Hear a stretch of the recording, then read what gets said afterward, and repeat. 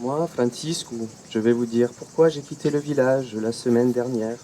Je m'assois pour souffler, fatigué, travailler, et pas manger depuis 3 jours, sauf la soupe aux cailloux, avec de l'eau du verre d'eau qu'on m'a donné. Tout est trop sec ces derniers temps.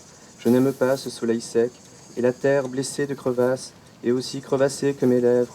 On ne doit pas regarder vers le ciel, on doit bien regarder où on pose le pied. Dans les crevasses, il y en a qui tombent, qui meurent. On dit qu'on est bien 300 000 à être morts. 300 000, je vois pas combien ça fait, mais c'est beaucoup. On est beaucoup à être morts, soit de soif, soit de faim, soit des deux. Et les lèvres crevassées sont aussi crevassées que la terre. Plus de salive dans la bouche, la langue en pierre, les yeux sans larmes, plus de culture de café, plus de culture de coton, plus de culture de tabac, ni de canne sucrée.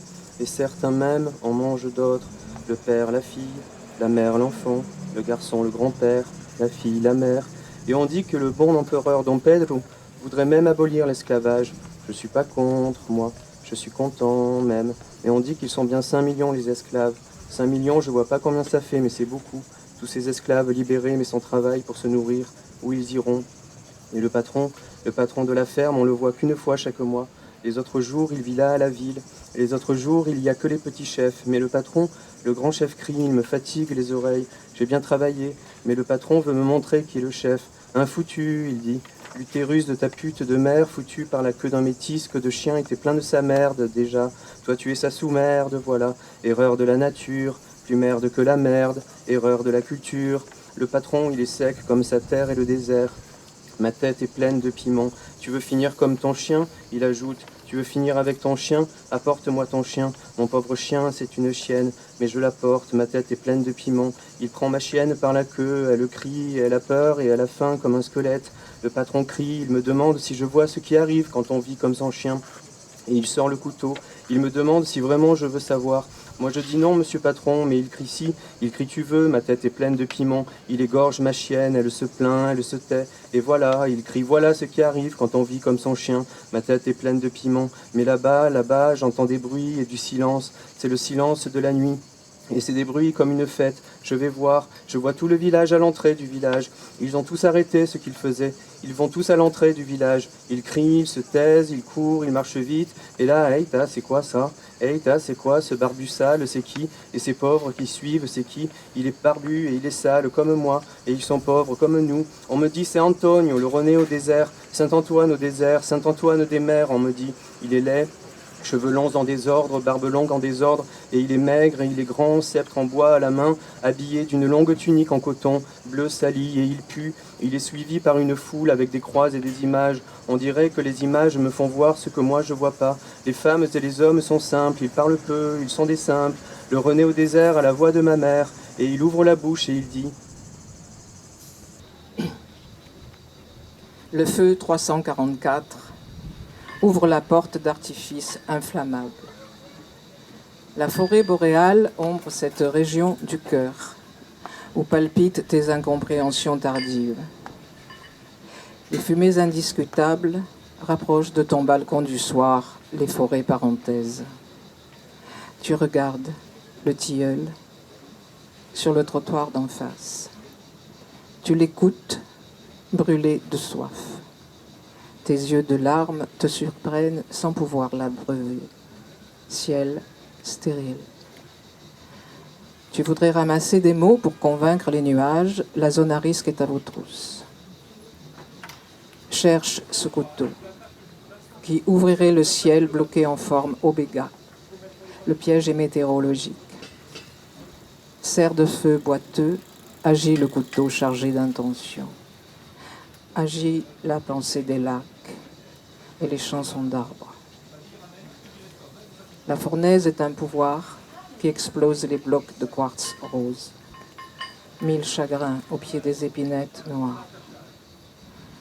Outil de saignée, la flamme de vétérinaire interroge le capital de tes veines, meurtries, au point que tu oublies d'enregistrer le crépuscule. La cuisine rétrécit. Certains chardons ont des ailes. Les ânes les préfèrent pour manger la lumière. Ici, tout le monde n'a pas de monde, ils sont dehors. Ici, tout le monde, il connaît un monde, la paire de monde, il sort dehors. Ici, tout le monde, il connaît un monde, la paire de monde, il sort dehors. Ici, tout le monde, il cause créole, une manière. Ici, tout le monde, il connaît un monde, il cause créole, une manière. Ici, tout le monde, il connaît un monde, il cause créole, une manière. Quand l'histoire des hommes te revient, là-dedans, il est écrit « On n'est pas dans l'eau ». C'est vrai. Pas.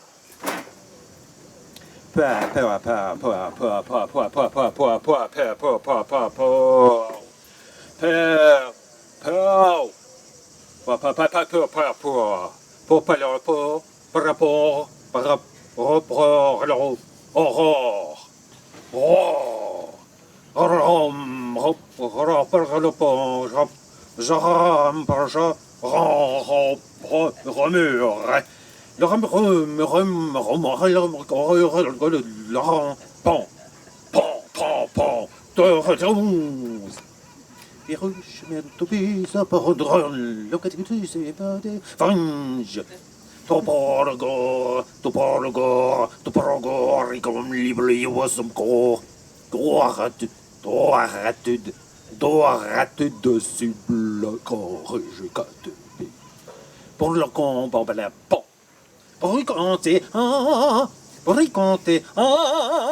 raconter, oh, de Sainte-Berry, le de l'or. Virin chez vous, Torine chez vous, après chez vous, Templin chez vous, Parquet chez vous, Papier chez vous, Pério à Ponti, Sopra, tous le mentir, Cotat, si peu comme ça,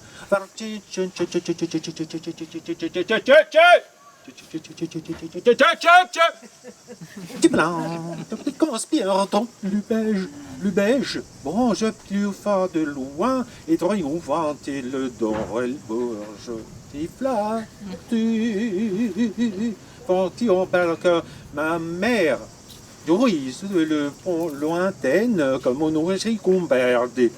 Et la fin du pite, oh, histoire mais en fait de... Bon. Michon, parle de Bartoli, non m'en désir, m'a triblé pour te, ok. N'oublie still, blanc, tomberlo. Nous si belle philosophe, l'angel les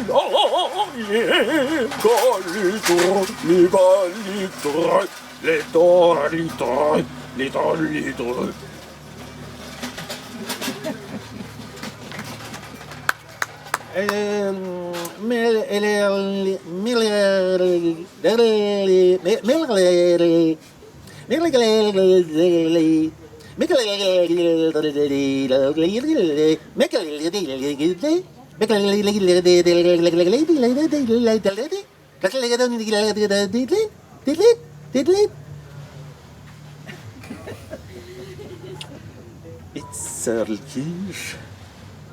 Merkumband tulle fashion de Jacqueline de Dignal, Jolo, tableau, d'embras, de le blas, du chemin de l'autre, toi. Et puis, il y a une verre, nous mélangeons des enfers, le que je. Non, mais à lui faire de. Je pas lui faire de. Non, je pas lui faire de. B,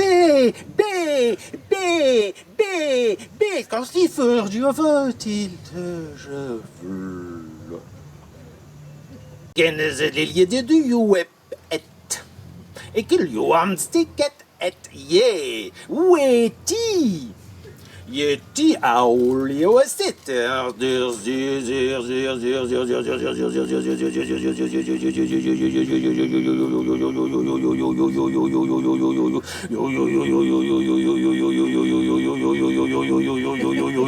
Ah yes. Bon.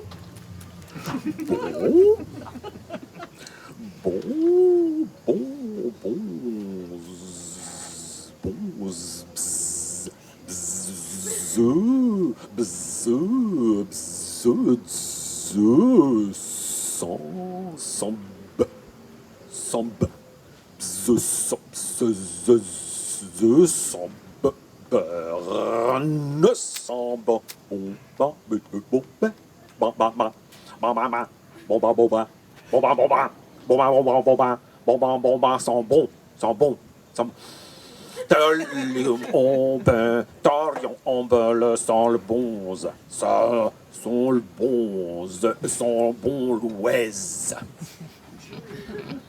Senti de louis, tout est tout. Senti tout, lieu et tout. Senti tout, lui et tout. Dans le l'ouest. Senti tout et de l'ouest, knock.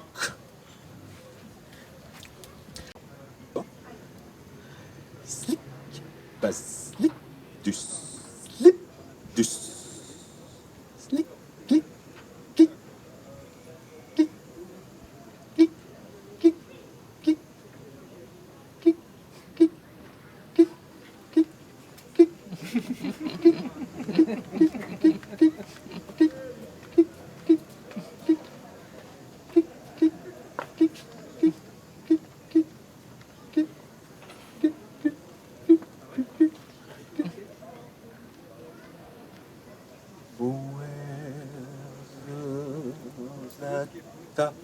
Vata.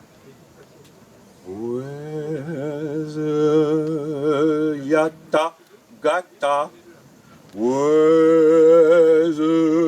Barta lata. Grata.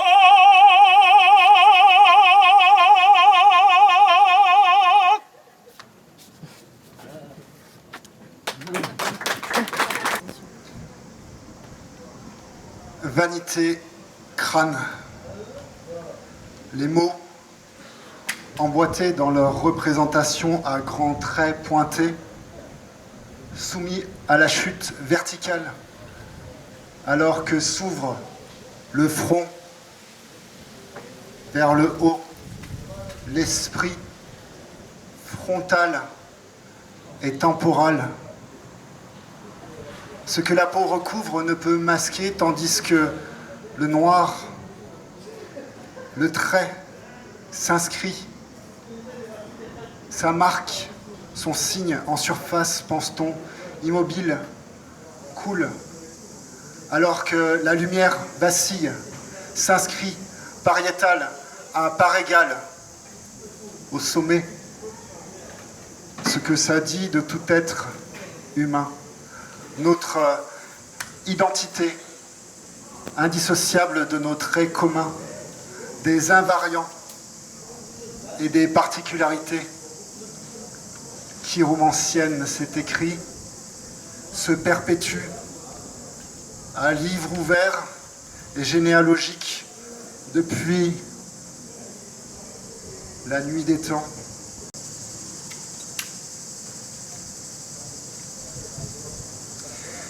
Thomas Schmitt est un cycle. Cyclus est le nom de sa pièce Fluxus. Cycle pour seau d'eau ou bouteille. Cycle, seau d'eau, Cyclus, Fluxus. Thomas Schmitt, mort en 2006. 2 plus 6 égale 8, couché, infini. Thomas Schmitt. Schmitt Thomas, né le 13 juillet 1943 en Allemagne. Thomas Schmitt, cycle 1943, il y a 80 ans. 8 plus 3 plus 0 égale 8, couché, infini. Schmitt, cycle, infini, cycle Schmitt. Festival Fluxus, Amsterdam, 23 juin 1963. Thomas Schmitt a bientôt 20 ans. il y a 60 ans. Amsterdam, Amsterdam, Amsterdam, Amsterdam, Amsterdam, Amsterdam, Amsterdam, Amsterdam. La partition de Thomas Schmidt prévoit 10 à 30 récipients, seaux d'eau et bouteilles d'eau entre parenthèses. Une bouteille d'eau remplie sert à remplir chaque bouteille autre. Ouvrir la parenthèse. Ici, le contenant, la parenthèse ouverte, pourrait être refermée sans contenu. La parenthèse ouverte dit qu'elle peut contenir, offre la possibilité d'un autre contenant et non d'un contenu, puisque l'eau pourrait être contenue dans des seaux ou, ouvrez la parenthèse, des bouteilles d'eau. Fermez la parenthèse. La parenthèse refermée. Festival Fluxus, La Haye, 28 juin 1963. Thomas Schmidt,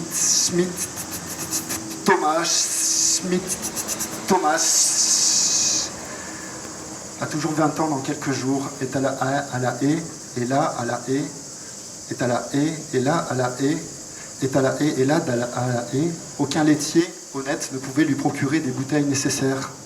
Ziclus dut être abandonné. Pièce abandonnée. Vide. Faute de contenant. Pas de laitier pour y faire naître Ziclus à la haie. 2 ans après, à Wetterpal, galerie Parnasse, Thomas, assis dans un fauteuil, une cigarette à la main. Assis, Schmidt, souriant au centre de plusieurs seaux vides. Action sans public, cycle sans public. Ouvrir la parenthèse. Dans son décours, la lune éclairée à 0,66% est restée ouverte. Until all the water is evaporate or split.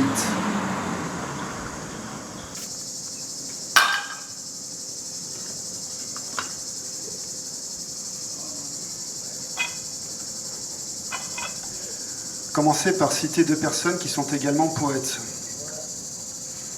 La première, Alain Frontier, la deuxième, Jean-Michel Espitalier. L'un dit, le premier, la part de l'action dans la lecture de poésie devient alors prépondérante. Loin d'être un simple ornement, une simple mise en valeur de la lecture, elle est un des éléments constitutifs du poème. À la limite, le poème peut se passer de mots. Le second poursuit. Lire en public à voix haute, c'est mettre son corps au service du texte écrit, entre parenthèses de la partition, lui donner sa voix, son souffle, sa présence.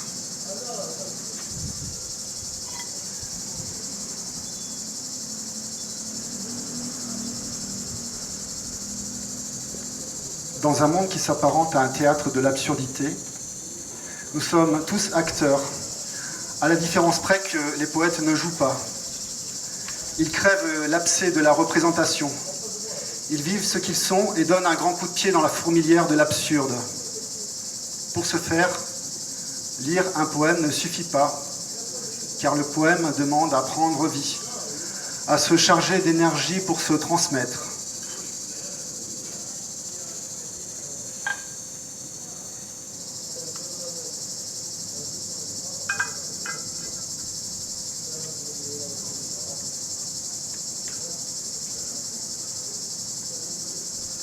Le poème est la transpiration du poète, son souffle expulsé des pieds à la tête. C'est une déflagration. Le poème se charge de tout ce qui se passe dès l'instant où il prend vie, quel que soit le lieu, l'environnement, le moment de la journée. Tous les accidents le traversent jusqu'à la présence du public comme des passants, là, par hasard. Le poète est le poème unique. Sa présence est le poème, d'où l'appellation poésie-performance.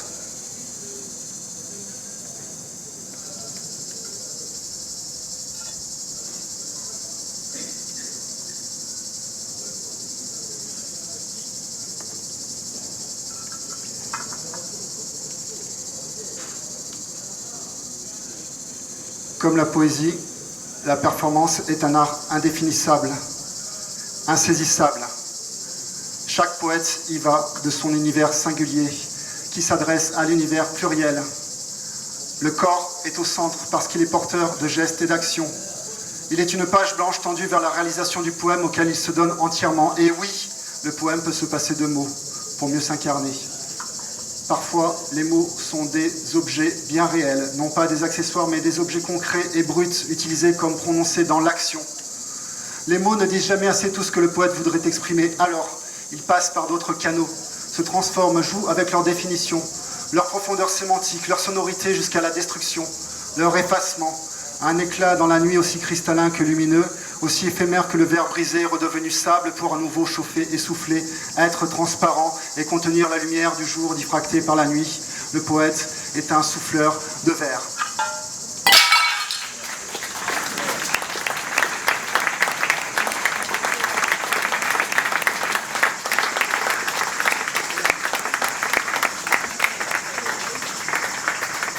Fleuve. Et la petite fille avait comme mère une vieille grand-mère, c'est ma grand-mère. Et d'ailleurs, ma grand-mère qui n'a pas eu de mère, sa fille et sa mère n'avaient pas de mère, mais elle avait une fille, ma tante Renée, au milieu du fleuve, qui avait ma grand-mère comme mère, était devenue une vieille grand-mère de la taille d'une petite fille, ma grand-mère qui avait recueilli la petite fille du bateau, qui avait quitté le bateau pour se retrouver dans le fleuve, on ne sait pas comment, mais tout à fait au fond. Et le fleuve est vert et gris, et au fond c'est noir, et la fille avait quitté le bateau pour terminer dans le noir, qui ne savait pas nager comme la mère. Et aujourd'hui, la petite fille s'est transformée en grand-mère et ne sait pas nager comme la mère parce qu'elle était tombée dans un fleuve et l'eau l'aurait emportée jusqu'au fond, donc elle ne savait pas nager à cause du fleuve et sa mère a disparu. Elle ne sait pas nager car elle n'a pas une mère qui a disparu et la jeune mère, c'est pour ça qu'elle n'a pas plongé. La fille s'est très bien transformée en grand-mère car elle n'est pas restée là-bas au fond où les parents n'auraient plus eu de filles mais seulement 2 garçons dans le bateau. Seuls, les garçons nageaient, mais les filles ne savaient pas. Ils ne nagèrent pas. Et la vieille mère ne plongea pas, elle ne savait pas faire. La fille, la mère et la grand-mère, aucune ne savait, alors tant pis jusqu'à la fin, aucune. Aucune n'a pris parmi elles toutes à le faire. Seuls les garçons savaient, aucune fille, aucune mère, aucune grand-mère. Des 2 garçons, il reste un vieux grand-père et c'est mon père, il sait nager. Moi, je sais nager très bien. Moi, je ne serais pas allée au fond, ou alors oui, je serais allée là-bas, mais après je serais revenue, j'aurais nagé régulièrement, je serais revenue. Mais je ne veux pas quitter le bateau. Des 2 grands-pères, il reste. Le grand garçon, mon père, il nage très bien, mais l'autre qui a fini par disparaître, il l'a pas fait au fond du fleuve. Et le grand-père à moi aussi. Et la grand-mère, tous ces gens qui ont quitté le bateau, ils l'ont pas fait au fond du fleuve. Et du bateau, il ne reste plus qu'un garçon et une petite fille très vieux. Ensuite, il ne reste personne. Il reste le fleuve, et ce n'est pas le même, mais le fleuve, c'est le même, mais pas le même. Il reste le bateau, c'est le même. Sans bateau, les jeunes filles tombèrent à la fois dans l'eau. Le grand-père très jeune n'est pas comme les filles, et les jeunes filles, il sait nager, c'est pourquoi tout d'un coup il sauva 2 jeunes filles se noyant dans la rivière, elles burent la tasse. Ce n'étaient pas ces jeunes filles, mais il ne les connaissait pas. Il avait celle qui n'est pas restée dans le fleuve, et il avait les 2 garçons du bateau, moins celui qui a disparu, mais dans le bateau ils étaient 2. Elles ne se noyèrent pas car il nagea, puis il but de l'alcool, car les jeunes filles avaient des parents, un père, une mère qui sont morts. Ceux-ci donnèrent de l'alcool il y a longtemps au père, mon grand-père, qui est le même. Et ainsi fut-il bourré complètement, et il conduisit quand même la voiture au risque d'écraser les passants, mais puisqu'il avait sauvé 2 jeunes filles, alors ça va mademoiselle. D'abord merci monsieur, merci moi aussi monsieur, et merci pour nous 2 beaucoup pour avoir récupéré nos jeunes filles. Les parents remercièrent, merci monsieur. Alors, il conduisit bourré sa voiture et la grand-mère très jeune vit arriver le jeune grand-père de travers entrant par le portail dans le jardin. Ça dura très longtemps mais ne recommença pas. Il ne sauva jamais aucune autre jeune fille. Il pêcha en bord des fleuves, des lacs et des rivières et à l'étang. Vous pouvez sauter, mais le bateau, non. Vous arrêtez pas le bateau, personne n'arrête ça, ça ne se peut pas. Vous pouvez sauter, c'est vous qui faites naufrage, et le bateau, pas lui, qui ne s'arrête jamais. C'est le même bateau, c'est nous qui nous en allons. D'abord, vous tombez dedans, c'est un bateau qui existe. Ensuite, pour vous, voilà, c'est ici. Voilà, c'est votre bateau, c'est fini, trop tard. Voilà, on peut toujours sauter. C'est comme ça, c'est notre bateau, personne ne sait nager, on ne peut pas changer de bateau. Moi, c'est celui qui était là, c'est le même bateau et nous nous en allons. Et la petite fille tomba dans l'eau et le grand-père plongea, c'est sa petite fille et mon bateau. Voici mon père, voici mon grand-père, ma grand-mère, voici René, voici ma tante et mon oncle. Voici le bateau, il est grand, je crains vraiment très grand, solide. Oh là, c'est très solide, oh là, c'est solide, très grand, très solide, je crains vraiment très solide. C'est pas terminé pour le bateau, tout finit toujours avec nous, mais le bateau, rien. Tout finit vraiment jamais avec lui, à moins que je saute. Je saute pas, je veux pas de sauter du bateau, je sais pas nager, je sais plus. Tous ceux déjà sortis, ils ont bien navigué, même moi. Je navigue pas comme il faut, je suis malade sur le bateau, je supporte pas le bateau. Mais ça va donc s'arrêter jamais, le bateau même pas pourri, vraiment très solide, avec lequel on n'a pas fini, avec qui va continuer toujours et même pas arrêter, même pas pour n'importe quoi. Alors c'est moi qui dois faire quoi? À la place, s'en aller, mais non, mais non. Il n'y a aucun doute, sur le fait que nous devons écrire de plus en plus de petits livres dans lesquels nous racontons ce qui nous arrive, ce que nous voyons et ce que cela nous fait, comme Galilée écrivit Le Messager des étoiles, 2 mois après avoir pour la première fois regardé le ciel à travers une lunette de sa fabrication, notant aussitôt ses observations sur les corps célestes, jusqu'alors invisibles, qu'il découvre autour de Jupiter, les 4 lunes auxquelles il donne le nom d'étoiles médicéennes, démontrant en si peu de pages que la Terre, finalement, n'était qu'une planète parmi d'autres, en nombre infini. En nombre infini, les choses nous font quelque chose. Quand elles nous arrivent, et que nous les voyons, nous devons nous employer à les raconter dans un nombre infini de petits livres, à leur donner un nom pour qu'elles ne soient pas oubliées, et surtout à les adresser, afin qu'elles puissent pour toujours en représenter d'autres.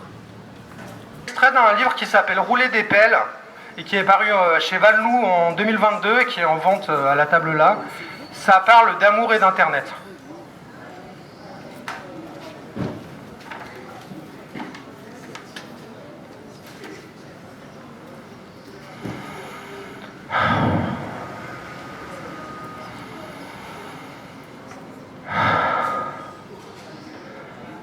J'invite tous mes amis à aimer ma page. J'invite tous mes amis à sucer ma bite. Je ne suis pas le gars qui casse des gueules, c'est le drame de ma vie. Internet est tout petit pour ceux qui ont comme nous d'aussi avides récepteurs d'ocytocine. Je travaille dans le minuscule, dans le on sait pas, dans le on s'en branle. Je vis dans le à peu près, dans le peu mieux vert, dans le ça vous regarde. Je range dans le ça fait tousser, dans le je fais des piles, dans le ça s'écroule. Le reste du temps, je navigue entre vérité et vérité. Je tape une nouvelle requête. Tout là-bas, au loin, un type remet une pelletée de charbon. Plante un doigt dans mon cerveau, comme un drapeau. L'enfoiré. Il a trouvé le point sensible. L'ongle gratte dans le fond, là où c'est crénelé. Ça écorche un peu, mais c'est comme tout. Suffit de souffler un grand coup. Au réveil, je googlise mon nom, mon système cardiovasculaire, mon artère fémorale, ma vésicule. Oh, mes muscles abdominaux, nous reconnaîtrons-nous si nous nous revoyons un jour ? Je reste fonctionnel malgré la canicule. Je me cabre. Je rêvasse. Je voudrais que mon sexe soit non simulé, gratuit et accessible à tous. Je voudrais des serveurs amoureux, des réseaux fibres sans incommunicabilité, une gigabit en gigabit. Mais déjà, un petit chat fait un truc. Les mécanismes bénis de l'oubli font le reste. Vivre est toujours vivre, et nous n'hésitons plus à sous-traiter le sale boulot. Il ne sait rien de l'ennui, celui qui n'a jamais tapé Bernadette Chirac nue dans Google Images. À cet instant, il n'y a plus que les pages de mèmes débiles. Les pages de mèmes débiles qui conviennent à notre immense tristesse. Pour le reste, je fais ce qu'il faut. Je mets mon queue de pie pour passer à la radio. 20h39. Je nous en aurais donné facile 23. Les voisins gueulent. Le dieu de l'inspiration a posé un RTT. Je vous aime. La dignité de ses vêtements, rarement abandonnés et toujours chéris lorsqu'il accouve tel beau. Nulle raison d'abandonner tant de corps en parcelles ou fragments. Le seul centre suffit. Le sexe donc est parfois un deuxième centre qui est la bouche impuissante à dire. Là où le sexe parfois sait se faire babile, la bouche reste à un stade labile, c'est-à-dire dans la signification de la chute de l'être entier. À la fin, évidemment, dit-elle, il n'y a pas de fin, dit-elle. Rien ne saurait en finir du corps parlé qui lutte pour ne pas appartenir au rêve d'un autre.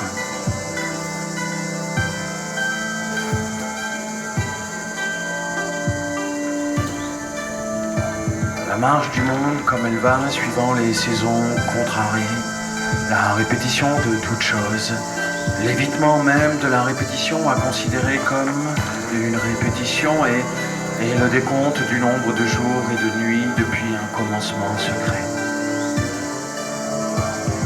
Que se serait-il passé, s'interroge-t-elle à demi, Que se serait-il passé dans le rêve? Que se serait-il passé pour le témoin du rêve? Que pourrait-il lui raconter sans les mots? Ou avec des bouts de mots? Ou avec des mots écorchés? Des mots qui auraient vécu déjà plusieurs vies de mots dans les bouches, mais que les dents auraient plus qu'à leur tour malmené? Que ferait-il de sa bouche et de sa langue et de ses dents pour que quelque chose puisse parvenir jusqu'à elle, entière dans ses bouts de corps rassemblés, hors l'évanouissement? Que ferait-il de la défiguration des mots, des bouches et des visages, parsemant le rêve d'un corps réel?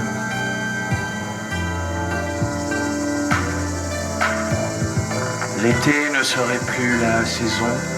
L'automne, lui succédant, ne serait pas une saison, mais une période instantanée où tout prendrait forme sans même qu'elle puisse s'en rendre compte.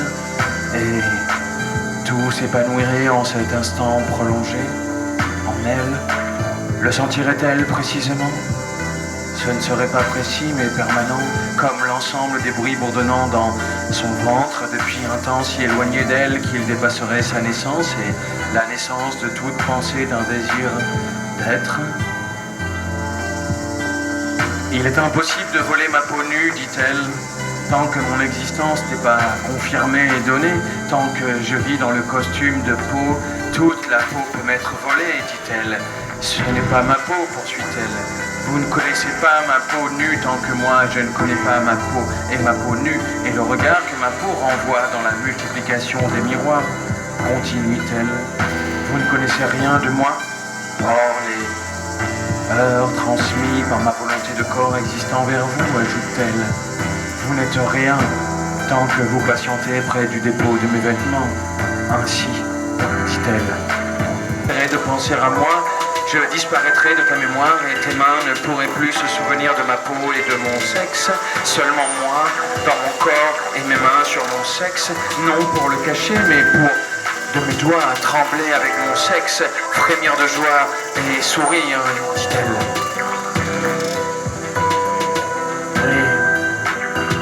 Et ne plus chercher une consolation, mais bien être dans la confirmation de son être et de la joie dans son être existant, plein, dans sa chair et dans l'idée de sa chair qui se nourrit bien comme satiété. Ce serait comme se lécher les doigts après un festin simple.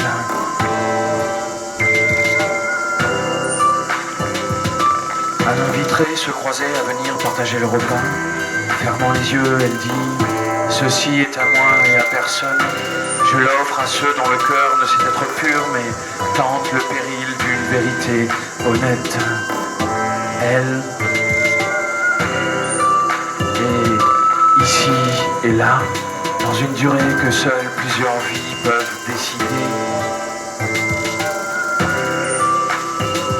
Des larmes violentes de bonheur fou collent très doucement jusqu'à son cou, changeant la couleur de sa peau. Elle peut s'arrêter dans ses mouvements et soudain se saisir de son propre soleil apaisé et lui donner des baisers tremblants et chastes. Ce serait terminé pour aujourd'hui qui recommencerait. Ce serait marcher sans les pieds et sans plus bouger, comme une entrée dans le sommeil après beaucoup d'inquiétude.